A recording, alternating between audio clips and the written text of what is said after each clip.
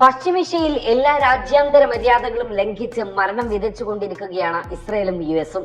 24 മണിക്കൂറിനുള്ളിൽ യമനിലും ഗസയിലുമായി നടത്തിയ ബോംബ് വർഷങ്ങളിൽ 150ഓളം പേരാണ് കൊല്ലപ്പെട്ടിരിക്കുന്നത്. 250ലേറെ പേർക്ക് പരിക്കേറ്റിട്ടുണ്ട്. ഇരകളിൽ കൂടുതലും സ്ത്രീകളും കുട്ടികളും ഉൾപ്പെടെയുള്ള സാധാരണക്കാരാണ് എന്നത് ഏറെ സങ്കടപ്പെടുത്തുന്നതാണ്. ഗസയിൽ ഇസ്രായേൽ 70ഓളം പേരെയാണ് കൊലപ്പെടുത്തിയത്. യമനിലെ തലസ്ഥാനമായ സൻആയിലുള്ള റാസ് ഇസ എണ്ണ തുറമുഖത്താണ് യുഎസിന്റെ വ്യോമാക്രമണം ഉണ്ടായത്. ഇതിൽ 78 പേരും കൊല്ലപ്പെട്ടു.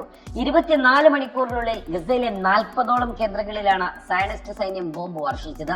ഗസയിലെ പോരാട്ടം ഏറെക്കുറെ നിർത്തിവെച്ച 2 മാസത്തെ വെടിനിർത്തൽ കരാർ ലംഘിച്ച് കഴിഞ്ഞ മാസം ഇസ്രായേൽ സൈന്യം തുടങ്ങിയ ആക്രമണം ഇതുവരെ നിർത്തിയിട്ടില്ല. വടക്ക് തെക്കൻ ഭാഗങ്ങളിൽ തുടർച്ചയായ ആക്രമണം നടത്തിവരികയാണ് ഇസ്രായേൽ. കഴിഞ്ഞ മാസം ഇസ്രായേൽ ആക്രമണം പുനരാരംഭിച്ചതിനു ശേഷം 1600-ലധികം പേരാണ് കൊല്ലപ്പെട്ടിരിക്കുന്നത്. 2023 ഒക്ടോബറിന് ശേഷം 51,000 പേരും കൊല്ലപ്പെട്ടിട്ടുണ്ട്. അതേസമയം വെടിനിർത്തൽ കരാറിനായി ഈജിപ്തും ഖത്തറും ശ്രമിച്ചു വരികയും ചെയ്യുന്നുണ്ട്. അടിസ്ഥാന വിഷയങ്ങളിൽ ഇരുപക്ഷവും കൂടുതൽ അടുക്കുന്നതിന്റെ സൂചനകൾ ഒന്നുമില്ലെന്ന് അറബ് ന്യൂസ് റിപ്പോർട്ട് ചെയ്തു. യുദ്ധം അവസാനിപ്പിക്കുന്നതിനും ഗസയുടെ പുനർനിർമ്മാണത്തിനും പകരമായി ഇസ്രയേലിൽ തടവിലാക്കപ്പെട്ട ഫലസ്തീനികൾക്കായി ശേഷിക്കുന്ന 59 ബന്ദികളെ കൈമാറാൻ ഹമാസ് തയ്യാറാണെന്ന് വ്യാഴാഴ്ച വൈകുന്നേരം ഗാസ മേധാവി ഖലീൽ അൽ ഹയ്യ അറിയിച്ചിട്ടുണ്ട്. ഹമാസിനെ പൂർണ്ണമായും നിരായുധീകരിക്കണമെന്നും ഗാസയുടെ ഭാവി ഭരണത്തിൽ അവർക്കൊരു പങ്കും വഹിക്കാൻ കഴിയില്ലെന്നുമാണ് ഇസ്രയേൽ മന്ത്രിമാർ ആവർത്തിച്ച് പറയുന്നത്. ഇതു സംബന്ധിച്ച് വിഷയത്തിൽ പ്രസ്താവന നടത്തുമെന്ന് ഇസ്രായേൽ പ്രധാനമന്ത്രി ബെഞ്ചമിൻ നെതന്യാഹുവിന്റെ ഓഫീസ് അറിയിച്ചിട്ടുണ്ട്.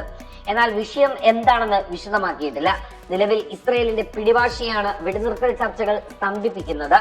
എല്ലാ ബന്ദികളെയും നിരുപാധികം വിട്ടയക്കണമെന്നാണ് ഇസ്രയേലിന്റെ ആവശ്യം. അതേസമയം യുഎസിന്റെ ആക്രമണത്തിന് തിരിച്ചടിയുണ്ടാകുമെന്ന് ഹൂത്തികൾ പ്രഖ്യാപിച്ചു. ഗസയിൽ ഇസ്രയേലിന്റെ ആക്രമണം അവസാനിപ്പിക്കുകയും ഉപരോധം പിൻവലിക്കുകയും ചെയ്യുന്നതുവരെ ഫലസ്തീൻ ജനതയ്ക്ക് ഐക്യദാർഢ്യം പ്രഖ്യാപിച്ചുള്ള ഞങ്ങളുടെ പ്രതിരോധ പ്രവർത്തനങ്ങൾ തുടരുമെന്നാണ് ഹൂത്തി നിയന്ത്രണത്തിലുള്ള യമൻ സായുധ സേന അറിയിച്ചിരിക്കുന്നത്. മാർച്ച് പകുതി മുതൽ യമനിലെ ഹൂത്തി കേന്ദ്രങ്ങളിൽ യുഎസ് തുടർച്ചയായി വ്യോമാക്രമണങ്ങൾ നടത്തി വരികയാണ്. എണ്ണ ശുദ്ധീകരണശാലകൾ, വിമാനത്താവളങ്ങൾ, മിസൈൽ കേന്ദ്രങ്ങൾ എന്നിവയാണ് പ്രധാന ലക്ഷ്യ കേന്ദ്രങ്ങൾ. ചെങ്കടലിലെ കപ്പൽ ഗതാഗതത്തിന് നേരെയുള്ള ഹൂത്തി ആക്രമണങ്ങൾ തടയുക എന്ന ലക്ഷ്യത്തോടെ അതിശക്തമായ ആക്രമണങ്ങൾ നടത്തുമെന്ന് യുഎസ് പ്രസിഡന്റ് ഡൊണാൾഡ് ട്രംപ് വ്യക്തമാക്കിയിരുന്നു.